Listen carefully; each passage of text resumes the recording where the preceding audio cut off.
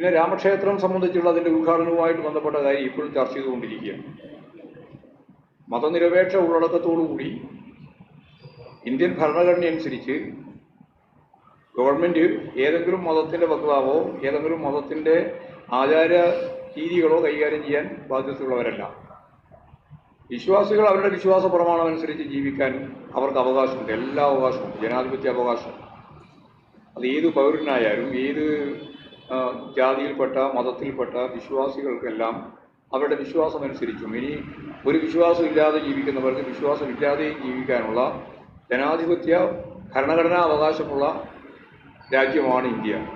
ആ രാജ്യത്ത് ഭരണകൂടം തന്നെ വർഗീയമായ നിലപാട് സ്വീകരിച്ചുകൊണ്ട് 2025 പൂർത്തിയാവാൻ പോകുന്ന ഒരു ക്ഷേത്രത്തിൻ്റെ ഉദ്ഘാടനം വരാൻ പോകുന്ന 2024 തിരഞ്ഞെടുപ്പിനെ ലാക്കാക്കി രാഷ്ട്രീയ ആയുധമാക്കാൻ വേണ്ടി നടത്തിക്കൊണ്ടിരിക്കുന്ന ശ്രമമാണ് ഇപ്പോൾ ബാബറി മസ്ജിദ് തകർത്ത സ്ഥലത്ത് തന്നെ രാമക്ഷേത്രം നിർമ്മിക്കുന്നതിൻ്റെ ഭാഗമായിട്ട് ഉള്ളത്.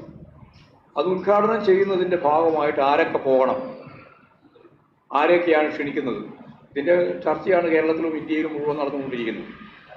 അതിൽ communist party of India Marxist അപ്പോൾ തന്നെ കൃത്യമായ നിലപാട് സ്വീകരിച്ചു. ഞങ്ങളതിൽ പങ്കെടുക്കുന്ന പ്രശ്നമില്ല. കോൺഗ്രസിലെ നേതാക്കന്മാരെ ക്ഷണിച്ചിട്ടുണ്ട്. അവർ ഇപ്പോഴും വ്യക്തതയോടുകൂടി പങ്കെടുക്കില്ല എന്നോ പങ്കെടുക്കുന്നോ ഉറപ്പിച്ച് പറഞ്ഞിട്ടില്ല. എന്നാൽ നമുക്കെല്ലാം അറിയാം, ഹിമാചൽ പ്രദേശിൻ്റെ മുഖ്യമന്ത്രി പരസ്യമായിട്ട് തന്നെ നിലപാട് സ്വീകരിച്ചു. ഉത്തരേന്ത്യയിലാകെ കോൺഗ്രസിനുള്ള ഒരേ ഒരു ഗവൺമെൻറ്, 4 സീറ്റ് മാത്രമുള്ള പാർലമെൻറ്റ് ഉൾക്കൊള്ളുന്നതാണ് ആ സംസ്ഥാനമെങ്കിലും അവർ പറഞ്ഞത്, സുഖു പറഞ്ഞത്, ക്ഷണിച്ചാലും ക്ഷണിച്ചില്ലെങ്കിലും ഞാൻ പങ്കെടുക്കുമെന്നാണ്. അപ്പോൾ കോൺഗ്രസിൻ്റെ മൃദു ഹിന്ദുത്വ നിലപാടാണ്. കോൺഗ്രസ് മതനിരപേക്ഷ നിലപാട് സ്വീകരിക്കാതെ പൂർണ്ണ ഹിന്ദുത്വ നിലപാട് സ്വീകരിക്കുന്ന വർഗീയ വിഭാഗത്തോട് മത്സരിച്ച് നിൽക്കാൻ ഇന്ത്യയിൽ സാധിക്കുന്നതല്ല എന്ന അനുഭവത്തിൻ്റെ വെളിച്ചത്തിൽ തന്നെ മനസ്സിലായതാണ്. ഗുജറാത്തിൻ്റെ ഭാഗമായിട്ട് മനസ്സിലായി, ഇപ്പോൾ ഏറ്റവും അവസാനം നടന്ന 3 സംസ്ഥാന തെരഞ്ഞെടുപ്പിൻ്റെ ഭാഗമായിട്ട് മനസ്സിലായി. എന്നിട്ടും കോൺഗ്രസ് ആ നിലപാടിൽ നിന്ന് മാറാൻ തയ്യാറില്ല.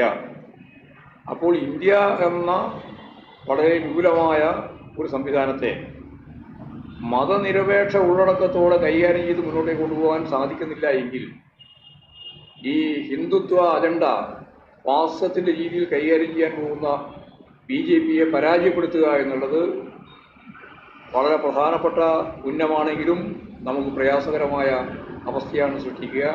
തീർച്ചയായിട്ടും മതനിരപേക്ഷ ഉള്ളടക്കത്തോടുകൂടി ഈ വർഗീയതയെ പ്രതിരോധിക്കാനുള്ള പ്രവർത്തനത്തിലേക്ക് ഇന്ത്യ എന്ന സംവിധാനത്തിനാകെ ഒറ്റക്കെട്ടായിട്ട് മുന്നോട്ടേക്ക് പോകാൻ സാധിക്കണം. പാഠം പഠിച്ചുകൊണ്ട് കാര്യങ്ങൾ കൈകാര്യം ചെയ്യുന്ന നിലയിലേക്ക് എത്തുകയും വേണം.